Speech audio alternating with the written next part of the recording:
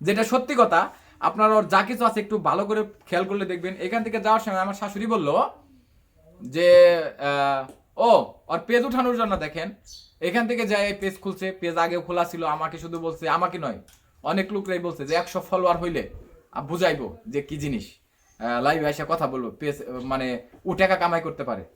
এবং আরো বলছে যে ওরে দিয়ে নাকি আমি ভাইরাল হয়েছি, ওরে দিয়ে নাকি আমি কোটি কোটি টাকা কামাইছি। ওরে বিয়ে করলাম 6 মাস, 2020 সাল থেকে আমি পেজে কাজ করি, যখন বাংলাদেশে মাত্র কয়েকটা পেজ ছিল কিনা সন্দেহ, কয়েকটা পেজ ছিল কিনা সন্দেহ। আর আমি যদি টাকা ইনকাম করার ধান্দায় থাকতো এরকম, তাহলে 2020 সালের পরে আমার সাথে আমার বউ ছাড়া ফেক বউ বানাইতে পারতাম, ফেক বান্ধবী বানাইতে পারতাম, ফেক শালি বানাইতে পারতাম, ফেক বিয়ান বানাইতে পারতাম। আমি তো প্রচুর টাকা ইনকাম করতে পারতাম, আমি তো আনি নাই। বরঞ্চ আমি ভালো কাজ করছি।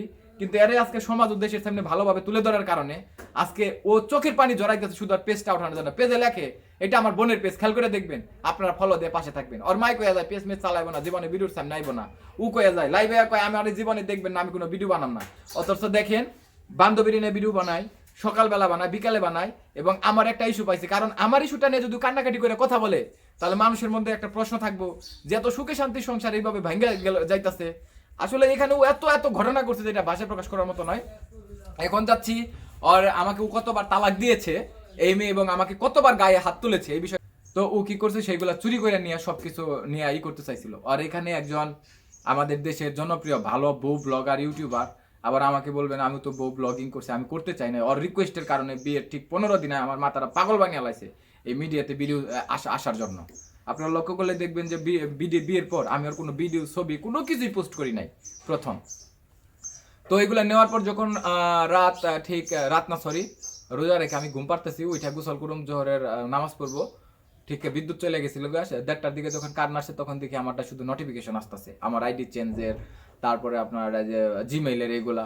তো আমি ভাবলাম যে এগুলা হয়তো সিস্টেমের কারণে আসতেছে, এটা প্রবলেম না। ফুট করে দেখি যে মানে আমার চেঞ্জ হচ্ছে, কোড আসতেছে এরকম কিছু। পরে আমি খুব তাড়াতাড়ি মনে করেন ঘরের ভিতরে গেছি, খুব চালাক ব্রিলিয়ান্ট, আমার ঘরে টাকা ছিল অনেক, টাকা নাই নাই, সিমগুলা খুব ছোট্ট। তো ওইটার মধ্যে আমার আব্বার একটা সিম ছিল এবং আমার সিম ছিল, সেই সিম নিয়ে মনে করেন চুরি করে আমার বাসার থেকে যা চেষ্টা করছে এগুলো চেঞ্জ করার জন্য। পরে আমি ওর নাম উল্লেখ করে কোনো ভিডিও পোস্ট কোনো কিছুই ছাড়ি নাই। আমি শুধু একটা জিনিস স্ট্যাটাস দিছিলাম, যে আমার পার্সোনাল আইডি থেকে যে গেলি গেলি কেন, এগুলো চুরি করে নিয়ে গেলি কেন। তো আমার এই ঘরে থাকে এক চাবি, আমার ওই সাইডে 2টা রুম, ওই 2 রুমের চাবি থাকে আমার মায়ের কাছে। এবং ওইখানটার ভিতর আর একটা টেবিল আছে, সেই টেবিলের আর একটা চাবি, সেটা আর একটা লুকানি, যা আমি এবং এই আপনাদের ভাবি শর্মিলা ছাড়া কেউ জানে না। ওরে ভাবি বলতেও এখন খুব খারাপ লাগতেছে, কারণ হচ্ছে ওরে আমি সারা বাংলাদেশের মানুষকে সামনে এত ভালোভাবে তুলে ধরছি, প্রেজেন্ট করছি, এত ভালো ভিডিও মেকিং করছি যে সবাই জানুক যে জীবন একজন ভালো মানুষ পেয়েছে, ভালো সঙ্গী পেয়েছে। তো আমার পরিচিত লোক বলছে ভাই কে চুরি করলো কি করলো, আমি কিন্তু বলি নাই যে আপনার ভাবি নিছে, আমার বাড়ির ভাই নিছে, আমার অমুক নিছে, কেউ নিছে। কারণ ওরা আমি বিয়ে করছি, এই জিনিসটা তো আমি পাবলিক করতে চাই না যে ও খারাপ, ও ভালো না। তো এই মেয়ে কি করতেছে, অনেক আগেই এই মেয়ের 4টা ফেসবুক আইডি, অসংখ্যবার লোকে লোকে সে বিভিন্ন লোকের সাথে মোবাইলে কথা বলছে, এমনকি মোবাইল ব্যবহার করতে দেয় নাই দেখে। আপনারা আমার কথা বিশ্বাস করবেন না, যদি বিশ্বাস না হয় আমার পরিচিত যারা আশেপাশে যারা আছেন তারা বিশ্বাস করবেন, আরো শর্টকাটে ক্লিয়ার করবে এখন বিষয়গুলা। তো লুকে লুকে মোবাইল ব্যবহার করতো। কিছুদিন আগে ওরে হাতে নাতে 2বার করে ওর বাড়িতে ধরছি। লাস্ট ওর বাড়ির থেকে যেদিন আসি সেদিন ধরার পরে আমি কিছু মোবাইলের পাসওয়ার্ডটা খোল, পাসওয়ার্ড দে। ওর বাসায় আন্টি আছে ভাড়াটিয়া, উনি খুলে দিবার কিছু দেয় না। তো ও তখন 2 মাসে প্রেগনেন্ট। ওর আবার আপনার একটা বড় সমস্যা আছে, এটা হচ্ছে সিস্ট। যারা ডাক্তার আছেন এবং মহিলা আপা বোন যারা আছেন তারা সবাই জানেন যে সিস্ট হলে বাচ্চা ধরে রাখা খুবই কঠিন, খুবই দুষ্কর ব্যাপার। এই বাচ্চাটা ধরে রাখার জন্য আমি ঢাকার এই যে গ্রিন লাইফ হসপিটাল সহ ওর এলাকায় কোনাবাড়ি, মানে 5 দিন 6 দিন পর পরই আপনার টেস্ট এভরিথিং সবকিছু করাইছি। এটা ওর ফ্যামিলি থেকে শুরু করে আর পরিচিত যারা আছে কেউ অস্বীকার করতে পারবে না। টাকাগুলো নিয়ে যাওয়ার পর আমি বাড়িতে রিল্যাক্স আসছি। পরের দিন দেখি যে আমার কি বলে ওর যে লোভ লাগছে এই পেজের, ওর মার এবং ওর বোনের, তারও আমি একটা প্রমাণ আজকে আপনাদের সামনে ক্লিয়ার করব।